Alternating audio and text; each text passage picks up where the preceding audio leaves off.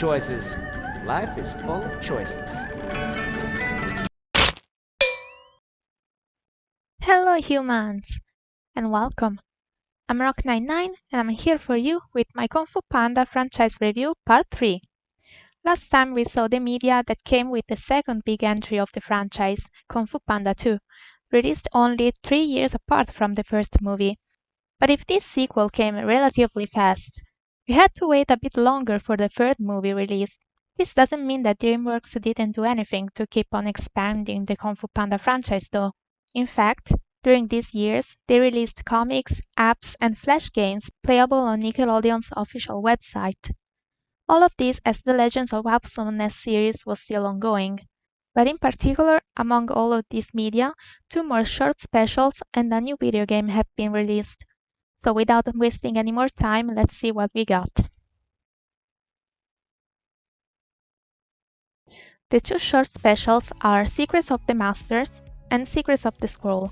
Like it happened for Secrets of the Furious 5, these 2 have a mixed animation to establish the difference between the events of the present, animated in 3D, and the events of the past, animated in 2D.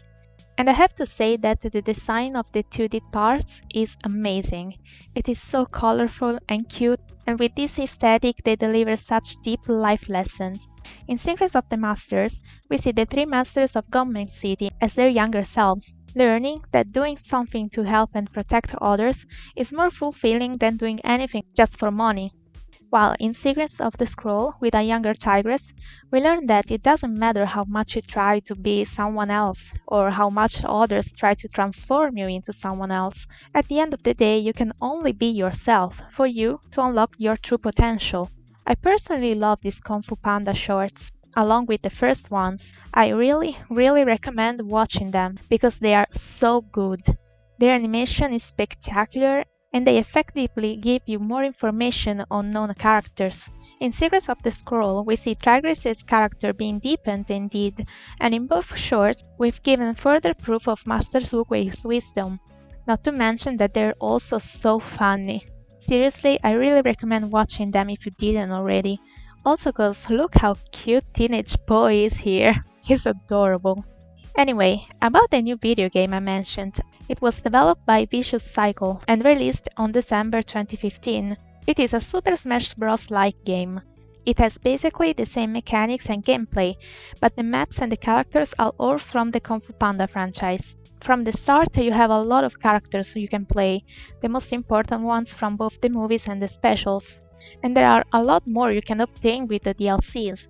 There isn't really a story to follow, but when you enter tournament mode, there's a little cutscene with Po and Master Shifu talking about this tournament they organized to determine who's the strongest Kung Fu warrior among both heroes and villains. It honestly feels like a simplified version of the Super Smash Bros. Games, but it is nice and entertaining if you're a fan of Kung Fu Panda like me. The coolest part is playing the villains, and I got the chance to play as Lord Shen, so yes, I liked it. Honestly, when Kung Fu Panda 3 was announced, I remember that I wasn't that excited about it. Because after Kung Fu Panda 2, where Po learns about his past and heals in order to achieve his inner peace, like only experienced masters like Shifu and Ogwe did, just what else was there for Po to do? I'm not sure that DreamWorks really had an answer here, because even if Kung Fu Panda 3 among the trilogy is the movie with the best visuals and graphics ever, with scenes that make you go, this movie's plot is the weakest. So weak, even the villain is not that scary nor important. This guy doesn't even have a real goal other than, I'm going to take over the world with my army of jade zombie Kung Fu masters. Why? Because I'm the bad guy, and the script says so. Okay? But the problem is that the protagonist doesn't really have a character development here. Or rather, it does, but it is the same development that he has in Kung Fu Panda 2. Here Po states that he doesn't know who he is, just like in the prequel. But do you really want me to believe that this 20-something-year-old guy had 2 identity crises in a matter of, I don't know, months? A couple of years? Oh wait, now that I think about it, maybe I forgot he had this development because he happened to lose his memories in one of the last episodes of Legends of Awesomeness. So maybe when he recovered there, he didn't regain the memories about his own development. This would also explain why he tells Shifu that he has no idea how to teach Kung Fu, even if he had proven that he could do so in Secrets of the Furious 5, I guess? I don't know. As I said in the previous part already, in this franchise there is so much incoherence. What I just told you is an example, but another one is the whooshy finger move. Now it is supposed to send you to the spirit world, but apparently when it was used on Tai Lung it didn't, because it does come back in Legendary Warriors, and he's defeated again, and after that it just disappears, because it doesn't look like he had been imprisoned again or sent to the spirit worlds again. I am so confused.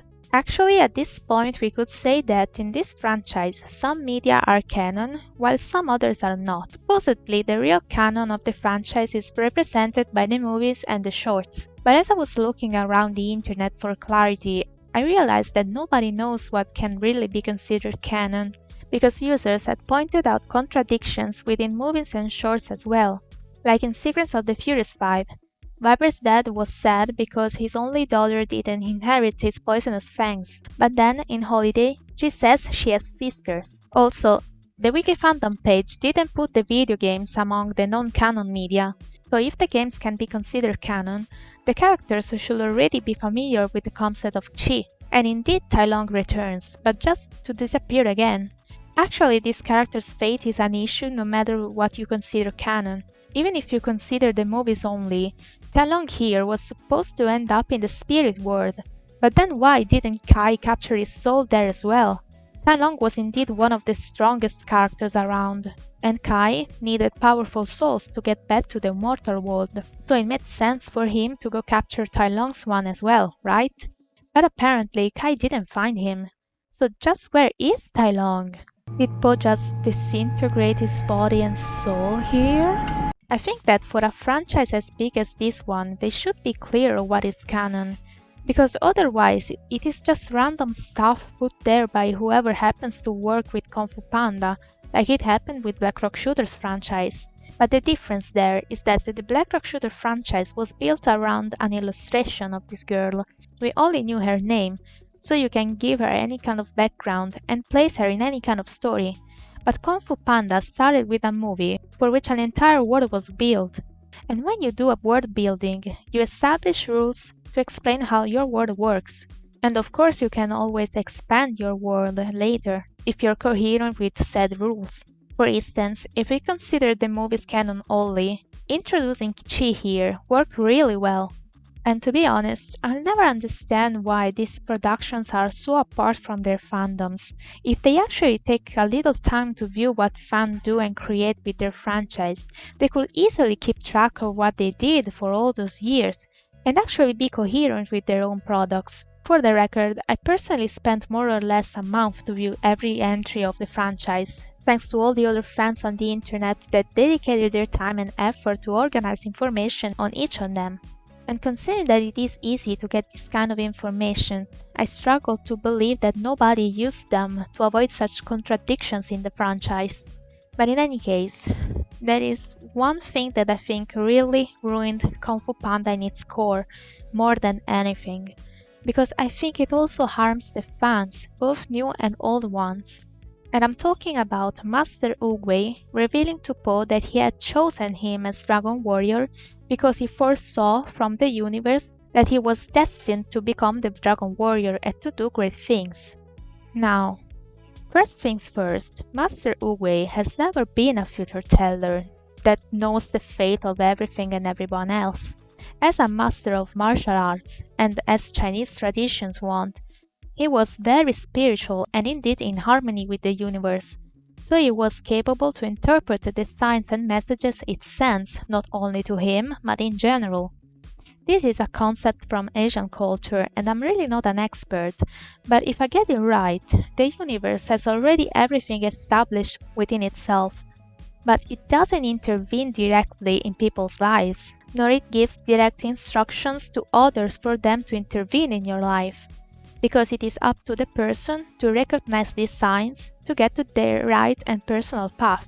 It is up to the person to follow that path And it is true that sometimes you may actually do something that keeps you away from it.